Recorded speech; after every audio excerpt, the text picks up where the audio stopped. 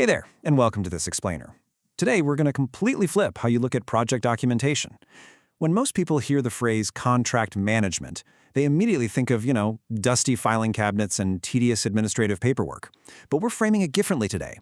Contract management is actually the ultimate tactical tool for financial survival in massive construction and engineering projects. It's literally the invisible scaffolding that keeps multi-million-dollar endeavors from just collapsing. I want you to take a second and just imagine the sheer financial ruin of a failed infrastructure project.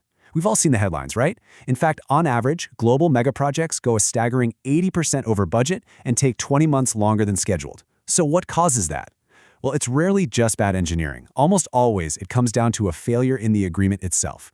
Proper contract execution is, without a doubt, the only true shield you have against these devastating financial losses. Here's the roadmap for our explainer today. First, we'll look at the contract foundation. Second, pre-contract preparation. Third, post-contract execution. And finally, frameworks and safeguards. Let's dive in. Kicking things off with Part 1, the contract foundation. Before the concrete is even poured, and way before the money starts flowing, we have to establish exactly what we're dealing with. So, what is a contract at its core? It's a legally binding agreement where an employer pays an agreed sum to a contractor to perform specific work. Simple enough, right?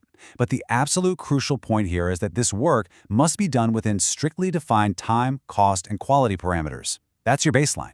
If either party strays from these parameters, that non-performance triggers a massive domino effect of monetary and time losses. On any massive construction site, every single piece of machinery and every labor hour is governed by the type of contract chosen. Choosing between an item rate contract, a design and build, or an EPC, which stands for engineering, procurement, and construction, often delivered as a turnkey project, dictates absolutely everything. Your choice here directly impacts how risk, cost control, and project delivery are managed right from day one. You are, quite literally, choosing your battleground. Now, to really master this, we have to clearly demarcate the two critical phases of any contract's lifespan. You have the pre-contract phase, which is all about preparation, evaluation, and planning before the award is even given. And then you have the post-contract phase, which focuses on execution, management, and strict compliance. Basically, think of the pre-contract phase as where the battles are planned and the post-contract phase as where they're actually fought. Which brings us to Part 2, pre-contract preparation. I really want to warn you here. This planning phase is exactly where most entities completely yet inadvertently set themselves up for absolute failure. Before a pen even hits paper, the sheer weight of the employer's responsibilities is staggering. You have to ensure the site is available and hindrance-free, obtain all statutory and environmental clearances, conduct thorough geotechnical investigations, finalize a practical design, limit scope changes, and on top of all that, ensure finance surety. Nailing these steps prevents incredibly costly disputes down the line. It's worth noting, though, that government agencies often really struggle in this phase due to the heavy complexity of their decision-making processes. Private employers, on the other hand, tend to be a bit more precise, simply because they literally can't afford to bear that same level of unchecked risk. When teams are huddled over blueprints in the planning stage, this is where the real money is saved. Both parties need to be rigorously evaluating site conditions and mapping out resource planning right here, right now, before signing anything. I absolutely cannot stress this enough. Proactive risk assessment at this table is infinitely more cost-effective than paying for dispute resolution in a courtroom later on. Let's compare the specific financial and operational threats each side faces if they decide to skip that rigorous planning. The employer risks massive delay damages if the project stalls due to poor preparation. On the flip side, the contractor faces devastating cost damages if they misjudge the site conditions or, say, fail to assess market conditions accurately. I mean, if a contractor doesn't evaluate the market before quoting, they might wake up to find themselves with insufficient funds for basic infrastructure, bonds, or even the labor force needed to just start the work. Moving right along to Part 3, post-contract execution. All right, the award has been made, the ink is dry. And we're now shifting into the high-stakes action phase, where loose promises become rigid, enforceable duties. Let's look at the employer's active duties first. And notice the word active there.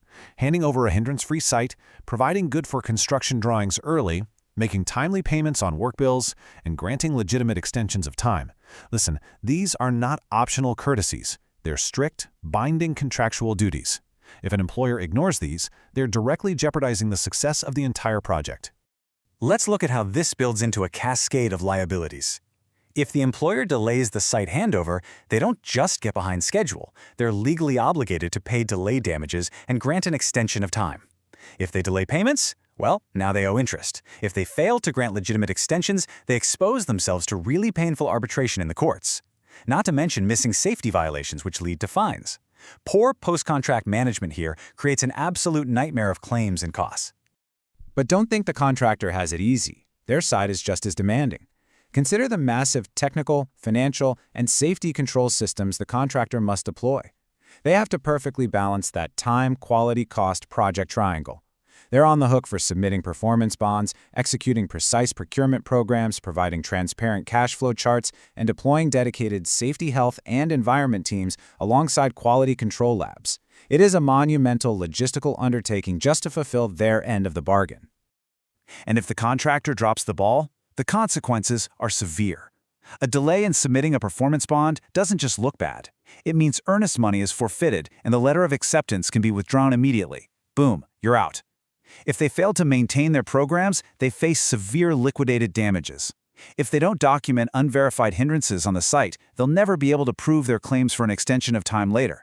These failures don't just cause delays, they actively threaten the contractor's very business survival. I really want to emphasize this point, and this quote from the source material hits the nail on the head.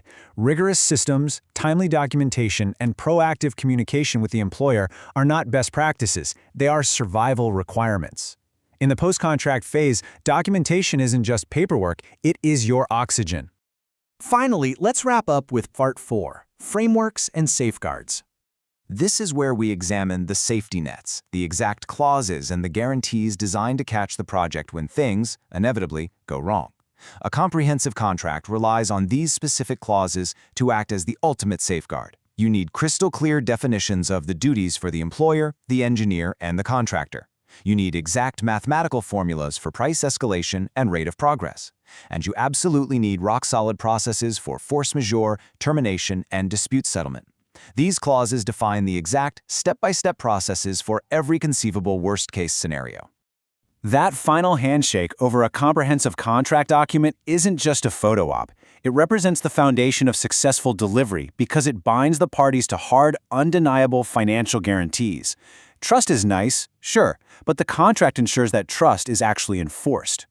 And speaking of hard financial guarantees, let's talk about this absolutely crucial number, 5%. In most standard major contracts, the contractor is required to submit a performance bank guarantee equivalent to 5% of the total contract value. This has to be submitted right on time and rigorously renewed as per the contract document. It's essentially the financial anchor of the contractor's promise to perform. Alongside that 5% guarantee, there's a whole shield of essential insurances. You have the indemnity bond to protect the employer from contractor failure, and the integrity agreement ensuring ethical transparency. Then you have the critical physical protections, the CAR policy, which stands for Contractor All Risk, covering property, fire, and third-party damage, plus workman compensation protecting the staff and labor. These specific submissions are what ensure risk mitigation, continuous project momentum, and absolute accountability no matter what happens on the ground. Which brings us to the end of our explainer. But I want to leave you with a provocative question to really chew on. Look at your own upcoming or active projects and ask yourself, are your current project agreements actually protecting your business survival? Knowing what we've just covered about strict contractual duties, financial liabilities, and absolute risk allocation, it might just be time to immediately reevaluate your own contracts and management processes. Because in this industry, a good contract doesn't just manage a project, it guarantees your survival.